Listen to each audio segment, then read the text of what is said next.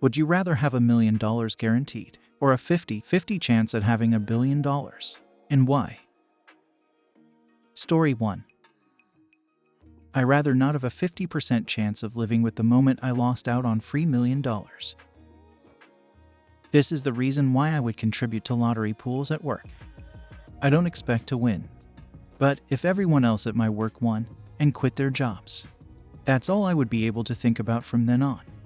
Everyone else won lots of money and changed their lives, but I'm still stuck there grinding away. $2 is a good insurance premium to prevent that kind of lifelong regret.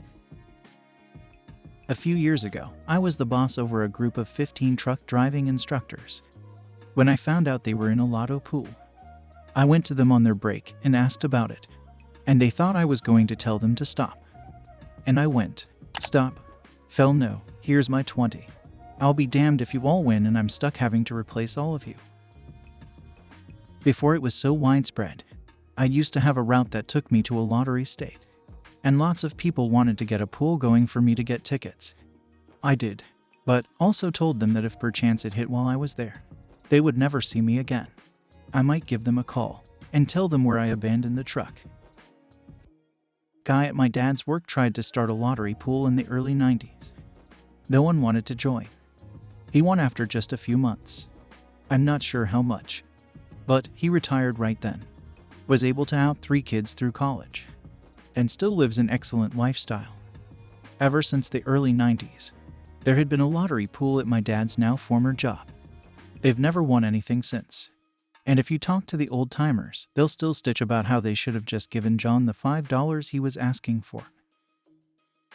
The funny thing is that if they had given him the $5, he almost certainly wouldn't have won, unless he hit on a specific set of numbers he played every time. If you don't pick your own numbers, an RNG in the lottery machine determines what numbers you get, and IRC the seed is based on its system clock. So, if he had bought the ticket even a millisecond later, like after he stopped to collect the $5, it wouldn't have generated the winning numbers. Story 2. 50-50. The expected value is massively higher, and it's hard to be that risk-averse when I'm already financially comfortable. I think this is the differentiating factor for a lot of people. If you're broke, the guaranteed cash is a huge mega deal. But if you're already doing okay, the jump in comfort isn't that high to $1,000,000. So you might as well go for the billion, because the jump in wealth is so astronomical. £1,000,000 would pay off my mortgage, cars, and old debts I have, and still leave a huge sum over to invest with. I'd be pretty stoked with $1,000,000 and be super comfortable. I agree. It's a tough call, because with $1,000,000,000, I'd never work again. But with $1,000,000, I'd still have to work, but could probably retire after only a few more years. I'm not broke. Got a good income and a nice house. With a mortgage, being able to pay off that mortgage and have enough cash left over to invest would be like a dream. This is why I hate billionaires. I don't need $1 billion. No one does. Just 0.1% of $1 billion would change my life forever, even as somebody with a solidly middle-class income. So I'd take the guaranteed money. I know the 50-50 on a risk-reward basis is 500 times better.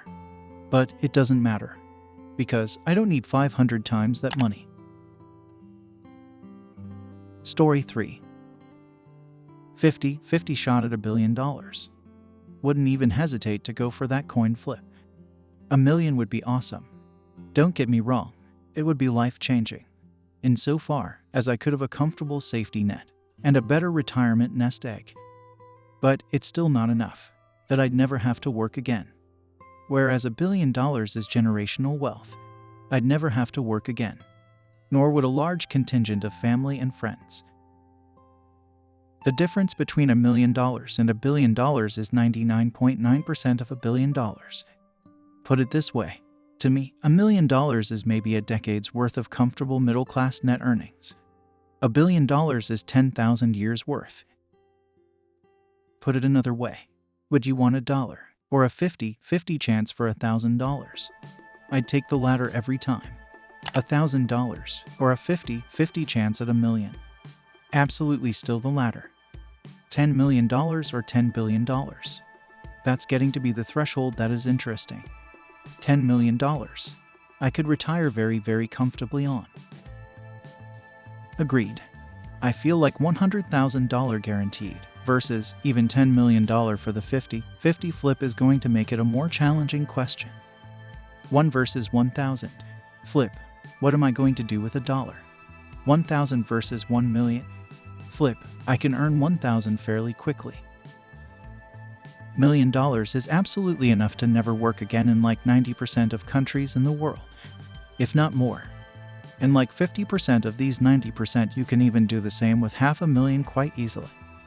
You are also not factoring the liquidity injection. Even if you are not able to immediately retire on $1 million, you need to be just a bit smart to use some of the money on business or investments and grow. The $1 to $1,000 choice is not even remotely comparable. It's a negligible selection. Whatever you choose is not going to change much anyway, unless you already have at least $1 million, or close. The only sane choice is to go for the 100% million.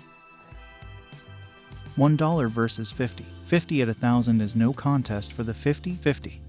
$1 is nothing, and 1,000 is a week's worth of work. A chance at a small break is worth it, when the guarantee is something I can just find on the ground. 1 million versus 50. 50 at $1 billion is the million every time. I couldn't even fathom getting $1 million. And you're telling me I could have that right away. No chance I'm passing that up. Hell, 10,000 versus 50. 50 at $1 million is still me taking the 10,000. My take on it is one is guaranteed and one is a chance. I lose that coin flip, and I threw away $1 million. Story 4. This question makes me wonder at what point it is a good idea to take a risk. When $1 million is ready money for them.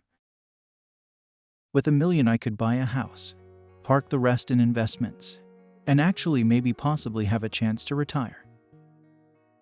Someone in their 40s who has a house and is on track to a reasonably nice retirement would probably take the risk.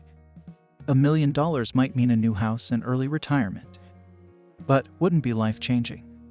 Someone who is just barely getting by might jump at getting $1 million though. A really responsible 20-year-old might also take the $1 million. If it's well invested, they could end up with considerably more than that by the time they're in their 30s and 40s. To the contrary, a 20-year-old might risk the $1 billion, cause if they don't get it, $1 million still wouldn't be enough to retire, and they'll be working the next day regardless. Story 5. $1 million guaranteed would legitimately solve all my problems. I just need my debt wiped away, and the wage I make would allow us to live way comfortable. I don't need $1 billion as nice as it would be. I just want to be debt-free and have a house. Tired of renting. Yep, $1 million would let me buy a house, furnish the house, pay my debt, and get a new car. Whatever I have left after that could go into some kind of investment fund. I don't want to be rich. I just want to be unburdened with the next worry. No monthly payment for housing, plus solid, reliable transportation for all members of the household, with a significant amount left over for savings for occasional emergencies and family treats. I don't mind needing to continue working until retirement if I'm not shackled to a trash job just to survive.